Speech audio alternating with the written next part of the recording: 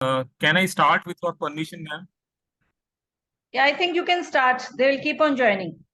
Right, ma'am. So, Okay. at the outset, I would like to thank Dr. Uma Garg, head of the department of ENT, for inviting me to this talk. And this talk is basically for the undergraduate students. And the topic is chronic otitis media, right? So, you must be aware about the chronic otitis media. It is of two types, right? Squamosal type and mucosal type, right? So what we will be doing today, we'll be discussing the squamosal type. Okay. So if you see the classification of chronic otitis media, any patient who is having discharge for more than um, 3 months is actually classified as chronic otitis media, right? So any patient who is having persistent ear discharge for a longer duration uh, is classified as chronic otitis media, and there are types.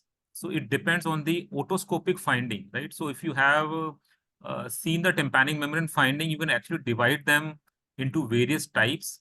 So first is active mucosal type. Mucosal meaning the there is a problem in the middle ear, and it is the eustachian tube dysfunction which is leading to mucosal type of chronic otitis media, and there is a permanent perforation in a tympanic membrane, right? So there's a perforation and there's an active discharge. So that is called as active mucosal type. In inactive mucosal type, the permanent perforation is there, but there is no infection and there is no discharge, and the middle ear mucosa appears normal. So that is inactive chronic otitis media. Then we also have healed otitis media. Healed meaning there was a history of ear discharge, but the ear discharge has now stopped and the tympanic membrane has healed. And the tympanic membrane has healed, but it appears to be thin. Why it is thin? Thin, it is because of the fact that the middle layer or the fibrous layer is not completely formed. So it can have associated tympanosclerosis. That is healed otitis media. And you can actually see that the perforation is actually healed by a thin tympanic membrane, and it is a dimeric tympanic membrane. The middle layer is absent. Next, we come to inactive squamosal chronic otitis media and active squamosal otitis media. So when we say squamosal, that means there is a involvement of the middle ear cleft by squamous epithelium. And in inactive type, there is a retraction pocket of the pars flaccida, or there could be a retraction of the pars tensa, but the ear is not discharging, right? And in active chronic otitis media, the retraction pocket is there with formation of cholestoma. So active squamosal disease will have cholestoma and there will be ear discharge. Okay. So what we will be doing today is basically we will be covering the inactive and active squamosal type of chronic otitis media. So if we check for the inactive type or squamosal otitis media, you will have these four varieties. So there could be just a retraction of part of tympanic membrane. So that is called as retracted tympanic membrane. There could be atelectasis. Atelectasis meaning the middle ear space, the middle ear air is absorbed and the tympanic membrane is actually touching or it is lying over the promontory, right? So there is no middle ear space and that middle ear space becomes atelectic. So that is called as atelectasis. Epidermization. So in epidermization, what happens? The middle ear mucosa is uh, is converted into squamosal epithelium, right? So there is a loss of middle ear mucosa, and what we have is a squamosal epithelium which is covering the whole of the middle ear promontory. So that is called as epidermization. There is a basically change in the middle ear mucosa to squamous type, right? And in adhesive otitis media, the tympanic membrane is so much retracted that it is adherent to the medial wall of the middle ear or the promontory, right? So all these conditions, all the four conditions are actually associated with poor eustachian tube function, right? So there is a there is a uh, deficient eustachian tube function, and that leads to negative middle pressure, and this negative middle pressure leads to retraction, right? So that is the pathology. Okay. So if you see these pictures, what we see here that in the above picture, we have retraction of the pars flaccida. The pars tensa is also retracted, but the main retraction is actually in the pars flaccida, right? So that is pars flaccida retraction. In lower picture, what you see here is the retraction of the pars tensa. And so what is happening here, the tympanic membrane is totally retracted and it is lying or adherent to the promontory and the middle structure. So what middle structure you can see the antler of malleus, you can see the lateral long process of incus. This is stapes. This is the stapedial tendon. You can also see round window niche, right? Round window niche is also very prominently seen. So this whole pars tensa is retracted, right? So that this is a clear-cut case of retraction, and it is inactive squamosal chronic otitis media because there is no discharge. So there is a grading which is also there. We don't expect the undergraduate students to actually remember the grading, but just for the sake of explanation, I am telling you that there can be 4 grades of tympanic membrane retraction. So we have pars tensa retraction. This was given by Sade. So in pars tensa retraction stage 1, the pars tensa is slightly retracted, but the tympanic membrane is not touching the ossicles, right? In pars tensa in stage 2, the pars tensa is retracted and it is touching to the ossicles. In stage 3, the pars tensa is actually retracted onto the promontory, right? So it is going to the promontory, but it can be lifted without adding any adhesion. So you just ask the patient to do Valsalva, and you can actually see the movement of the tympanic membrane, right? So that will be lifted. It can be lifted from the promontory.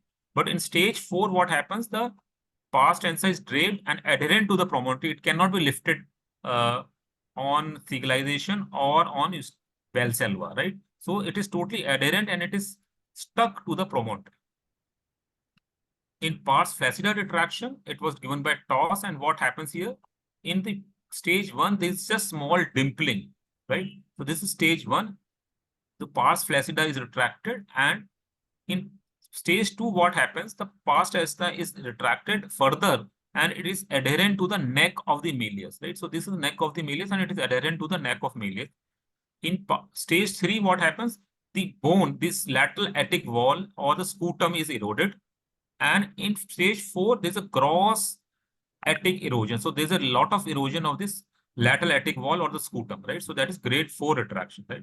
So this is the retraction. This is how we classify pars tensa and pars flaccida retraction.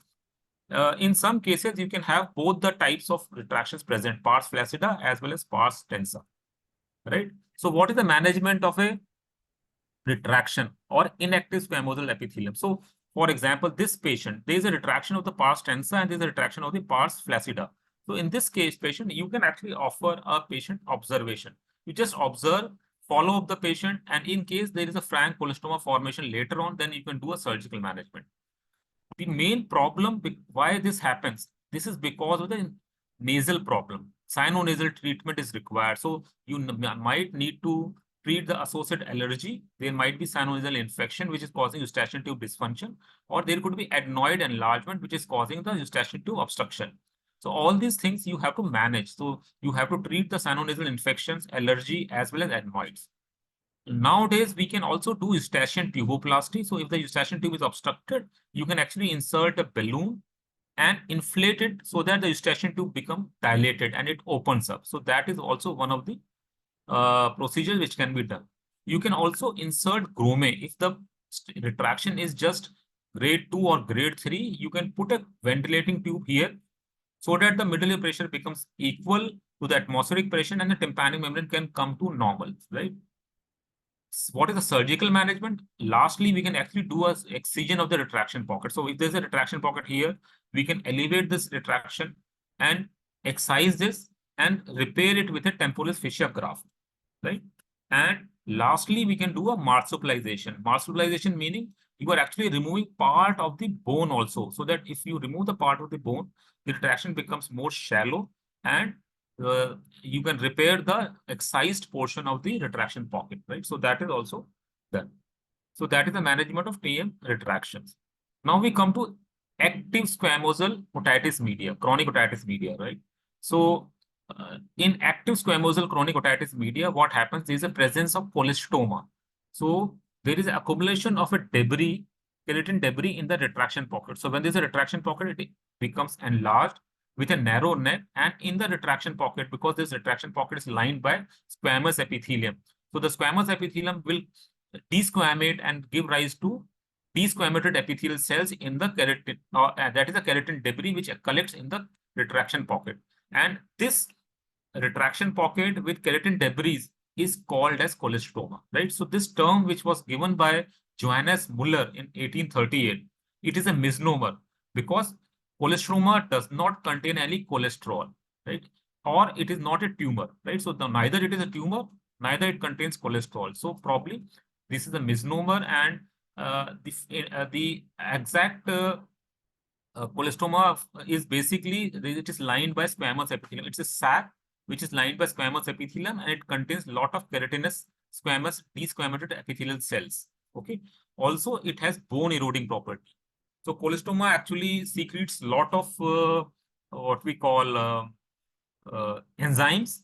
So there are lots of enzymes like proteases, collagenases, right? So these enzymes actually cause destruction of the bone, surrounding bone, and it has a bone eroding property, right? And it can also cause intratemporal and intracranial complication. Why it happens? Because it has bone eroding property, so it can erode the tegmen tympani, the bone which separates the middle ear from the skull, from the brain, the temporal lobe. So it can erode the bone, and the infection can go into the intracranial part, and it can also cause intratemporal complications like facial palsy, labyrinthitis, petrositis, and mastoiditis, right? So if you see the definition, this was a very nice definition which was given by the Abramson et al. And here the definition is, it's a three-dimensional structure, right? Three-dimensional structure which is lined by epidermis, the squamous epithelial cells, and it is a connective tissue sac conforming to the architecture of the middle ear, attic, and mastoid, with capacity for progressive and independent growth at the expense of underlying bone, and has tendency to recur after removal, right? So in simple ways, cholestoma is skin at wrong place. Skin which is growing into the middle ear cleft is cholestoma, right? So it has a three-dimensional structure. It has a large sac.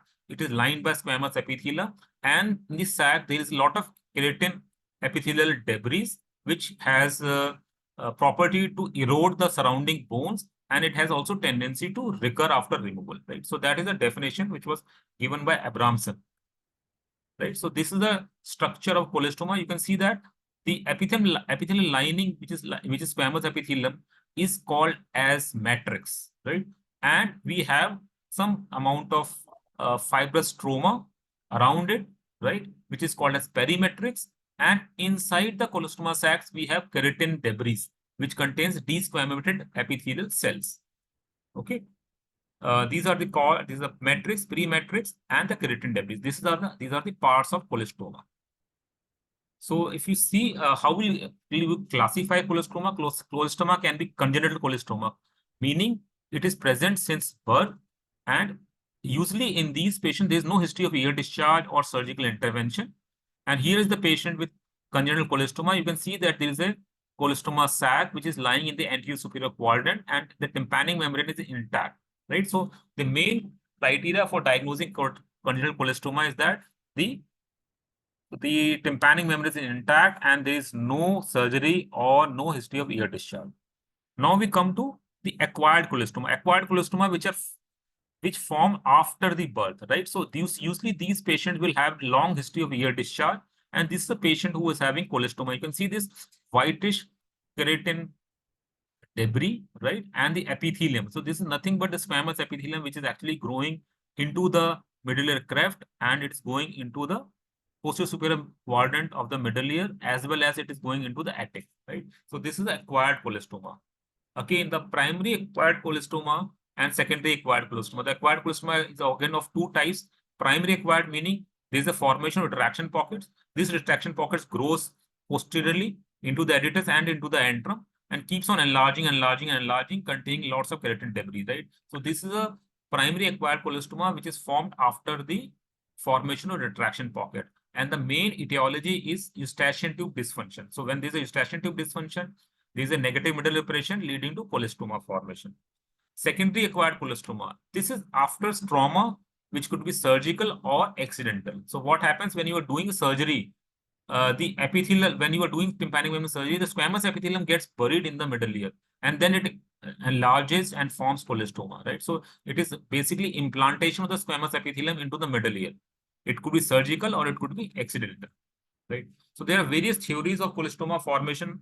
We'll not go into the details of the theory, but mainly it is the invagination theory by Whitmack, which is actually most acceptable theory. And what happens, there is a retraction pocket and there's an invagination of the epithelium into the medullary cleft, right? So that is the theory which is most acceptable. Then there can be congenital rest, cell rest theory, epithelial invasion theory, basal cell hyperplasia theory, and mucosal metaplasia, right? So these are other theories which are given for cholestoma formation, but invasion theory by Whitmack is one of the most acceptable theory. What are the clinical features of chronic otitis media of squamosal type? So ear discharge is the most important feature, and this ear discharge is very, very scanty because this discharge is coming from the sac, and the sac contains squamous epithelial debris, right? It does not have any mucosal cells, which is seen in mucosal type of chronic otitis media. So mucosal type chronic otitis media, there's a perforation, the mucosal hypertrophy is there, lots of goblet cells which secretes lots of mucus and leads to profuse ear discharge. Contrary, in the squamosal type of chronic otitis media, there is no mucosal hypertrophy because it is not communicating with the middle layer. There is a sac which contains epithelial debris. So there is a very scanty discharge, which is very foul smelling because of the putrefaction of the organic matter which is there in the sac. The sac contains a lot of epithelial cells. So this epithelial cells undergo putrefaction and gives rise to very foul smell. Also, there can be sometimes blood tinged discharge because of the formation of granulation tissue. So there is a lot of granulation tissue formation because of underlying osteitis, and the discharge is continuous and it is also purulent. So on the basis of discharge only, you can actually identify that this patient is actually suffering from chronic otitis media of squamosal type. There, there will be associated hearing loss, there could be retraction pockets, and there could be cholestoma. I told you about the cholestoma, and there can be complications. So these are the clinical features of patients with chronic otitis media. So you can see all these pictures. These are all patients of chronic otitis media with squamosal type. You can see here a retraction pocket in the pars flaccida. Again, there is a retraction in the pars flaccida. The pars tensa is also sometimes retracted. Here also, again, you have a pars flaccida retraction. Again, here you can see a polyp with retraction, right? So this polyp is also sometimes harboring a cholestoma beneath it, right? And again, here you can see the cholestoma and there's a granulation tissue which can lead to blood-tainted discharge, right? So all these are basically clinical pictures of chronic otitis media with squamosal type. How do you confirm your diagnosis? You can actually do a examination under microscope, or you can do an autoendoscopy. So this is a patient who is undergoing autoendoscopy. You can see the endoscope which is introduced in the canal, and you can see the picture on the monitor. We can also use microscope to identify and confirm our diagnosis. So this is a patient who is undergoing microscopy, right? Okay. I'm not able to change the slides. I don't know. Okay, so investigation. So what investigation you would like to get? You first would like to get a pure-tone oximetry. Pure-tone oximetry will tell you the type of hearing loss and the degree of hearing loss. It's very, very important to get a pure-tone oximetry because it is a document. It's a medical legal document also because you can actually show that whether the patient has normal hearing or a reduced hearing preoperatively and what happened to hearing after the surgery, right? So you can compare the results of hearing also, and it will give you an idea whether the patient is having conductive hearing loss, sensitive hearing loss, and or a mixed hearing loss, and whether what is the degree of hearing loss also can be known, right? You can then get an X-ray mastoid, which is bilateral lateral oblique view and Townes view. We get lateral oblique view because we don't want the one mastoid to actually superimpose on the other mastoid. So we have slight obliquity of the rays so that you have an exposure of one mastoid at a time. You can also get a Townes view. Townes view basically shows you both the mastoids in one X-ray, right? So X-rays are were used earlier. Nowadays, X-rays have very minimal use. We get X-rays only in cases where CT is not available. Routinely, the CT is available, and CT is the first choice for investigations. Uh, so these are the X-rays. You can see this is Townes view, and you can see the mastoid air cells on the both the sides. Here is the lateral oblique view of mastoid. Again, there are two X-rays, right and left, and you can actually see the pneumatization level. You can also see the sinus plate and the dural plate, right? So this is the sinus plate and this is the dural plate, and you can actually know what is the status of the pneumatization. Again, here also, you can see that this is a castanotic canal, this is a tympanic temporomandibular joint, and you have the mastoid pneumatization, right? So the X-ray will tell you about the dural plate, the sinus plate, and the status of pneumatization. If the status of pneumatization is not very good, these mastoid are sclerosed. This occurs usually in cases of chronic otitis media, and then if the sclerosis is extensive, you might try to get the surgical intervention by inside out approach rather than finding the antrum first. You can go from the middle ear side and then operate, right? So it actually helps sometimes to decide the approach also. So CT scan is now preferred modality. We always get a CT scan at present. X-rays are almost obsolete because the advantage is that you can have a better definition of the ossicles, the tympanic membrane, and other structures like facial nerve. So here you can see the facial nerve very clearly. You can see the ossicles very clearly. You can see the utricle and the lateral canal, right? So all these structures are very clearly seen. The CT gives you a lot more information than X-ray. Here the CT scan shows that there is a erosion of the attic, and there is some soft tissue in the middle cleft, right? The cochlea appears normal, right? So CT scan gives you more information in terms of the extent of the disease, what is the status of the ossicles, and what is the status of the facial nerve. So this is a very important slide. It actually tells you about the difference between the mucosal type and the squamosal type, and sometimes it is asked in your exam. And you should also know, because clinically you have to sometimes differentiate between patient of a mucosal type and a squamosal type. So if you see the ear discharge in mucosal type, the ear discharge is non-offensive, profuse, mucoid, and mucopurulent. But in case of squamosal type, it is scanty, purulent, and foul smelling. Hearing loss is usually conductive, but patient with squamosal epithelium, squamosal chronic otitis media can have moderate to severe mixed hearing loss also. The findings is central or subtotal perforation. In squamosal type, you have attic perforation, which is nothing but a retraction pocket. So retraction pocket or colostoma is not seen in mucosal type, it is seen in squamosal type. Bacteriology, mainly gram-positive organism in mucosal type because it is upper respiratory tract infection. From the eustachian tube going to the middle ear. In case of squamosal type, it is usually a mixed infection. Pseudomonas, Proteus, E. coli, Staph aureus, and anaerobes are commonly seen. Complications are rare. That is where it is also called a safe type of chronic otitis media, though it's a older terminology, and complications are not very uncommon, right? So you can see complication in cases of squamosal type of chronic otitis media. What is the management of chronic otitis media? Active squamosal type. The surgery is the mainstay of the treatment. So there is not much role of medical management. If there's a colostoma, you have to remove the colostoma. It can be removed only by surgical means. So what are the aims of surgery? First aim is to eradicate the disease. You want to remove all the colostoma. Otherwise, what will happen? There can be recurrence or there can be residual disease. Second thing is that you want to give a patient dry ear. Patient is having continuous ear discharge for years together, right? So what he wants a dry ear because he doesn't want any discharging ear, right? And we want to also improve the hearing. So if there's a ossicular degeneration or ossicular necrosis, we want to do something to improve the hearing also, right? So these are the three aims of surgery. So what surgery we do? We do mastoidectomy. So there are different types of mastoidectomy.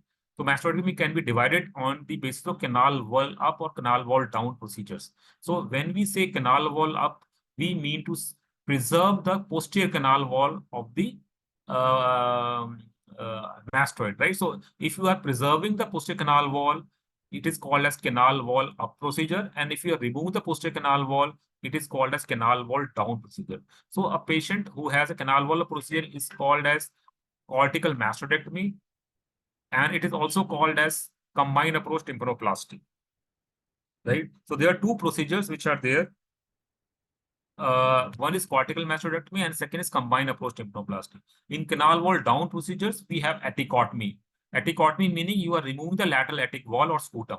Modified radical mastectomy and radical mastectomy. So there are three procedures which are termed as canal wall down procedure, right? So in the exam, you might be asked about the differences between canal wall up and canal wall down procedure. So these are the important slides. So cortical mastectomy is a canal wall up procedure. So what you are doing, you are actually preserving the canal wall, posterior canal wall, and you are just opening the mastoid antrum. You drill in the region of McEwen's triangle, open the mastoid antrum, and do cortical mastectomy without touching the posterior canal wall.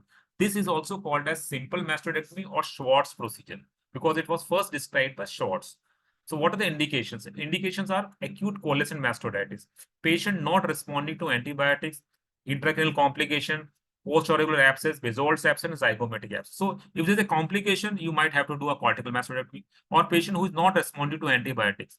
In case of mastoiditis, you can do a cortical mastoidectomy. Nowadays, infective causes for cortical mastoiditis are very, very few, because most of the patients will actually respond to antibiotics. So the main indication for cortical mastoidectomy at present is cochlear implant.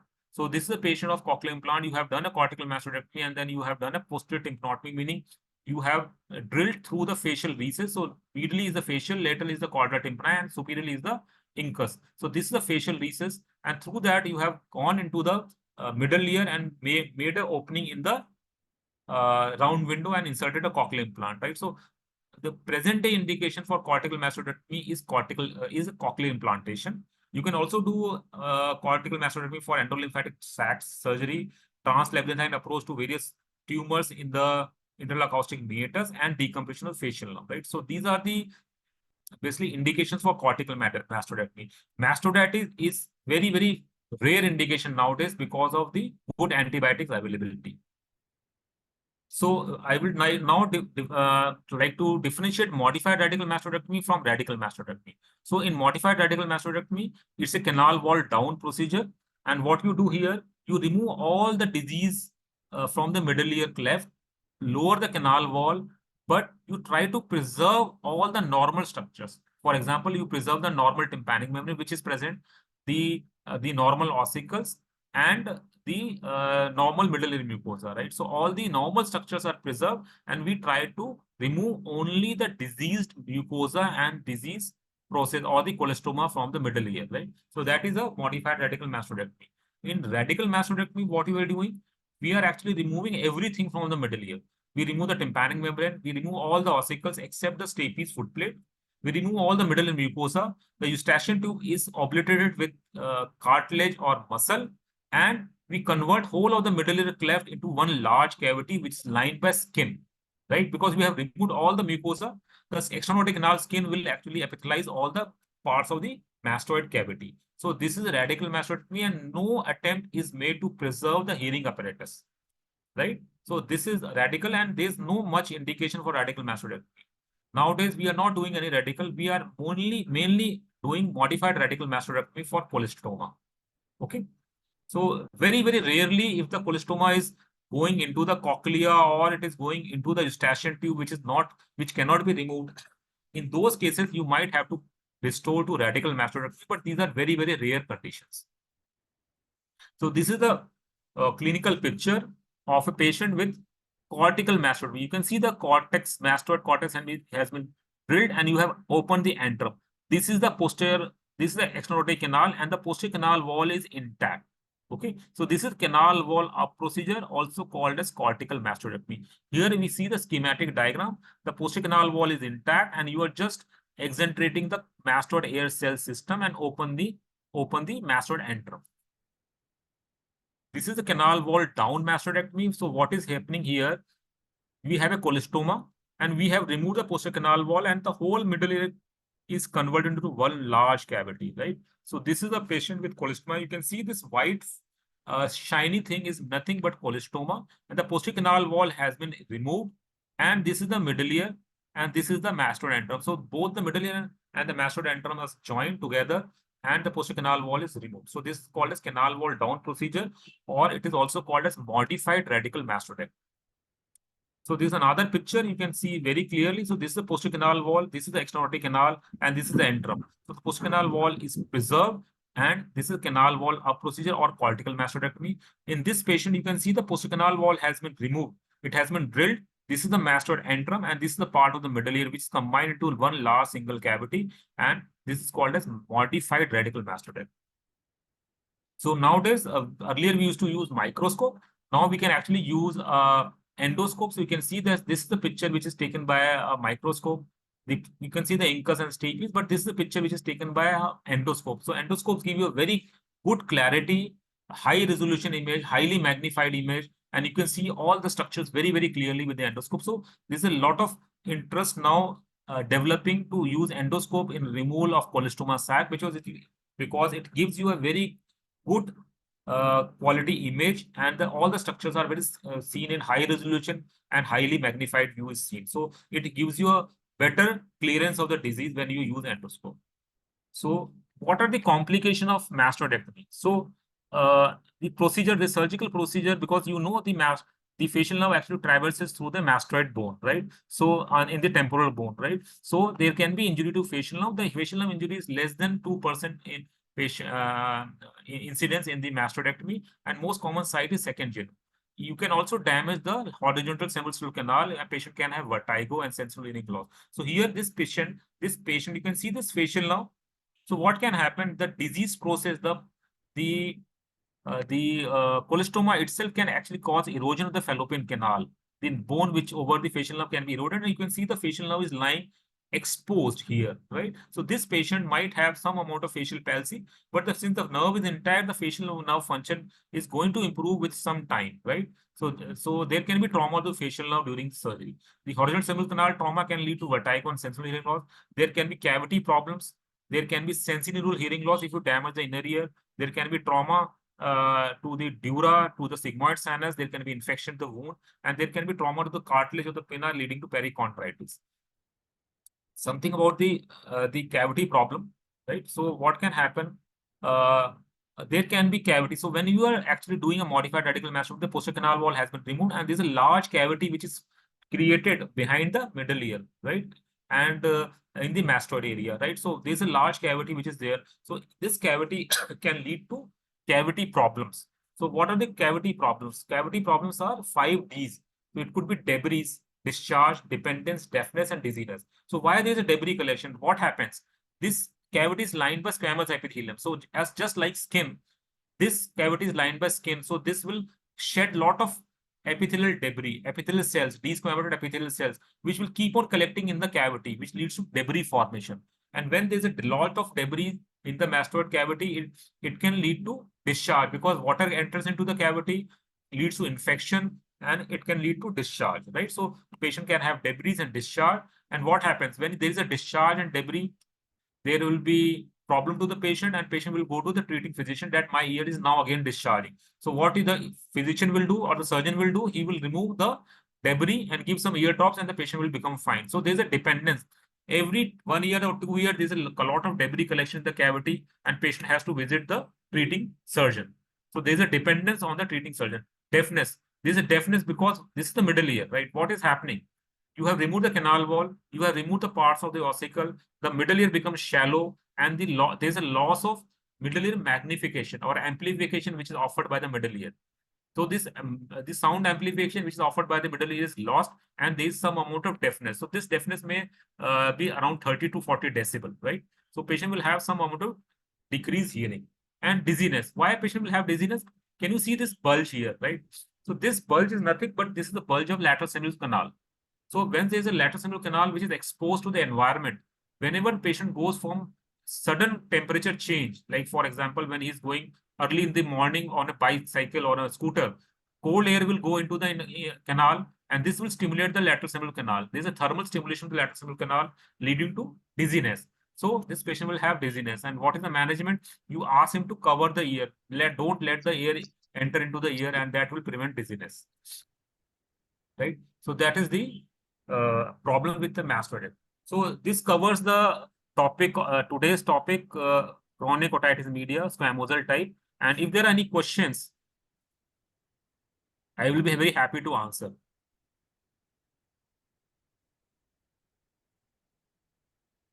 Yes, any questions if you have? Thank you, Dr. Ravi. It was a nice lecture. Right. And I want to tell the students to ask any questions if they have. So, yeah, we can have a small quiz also. It will be 10 minutes.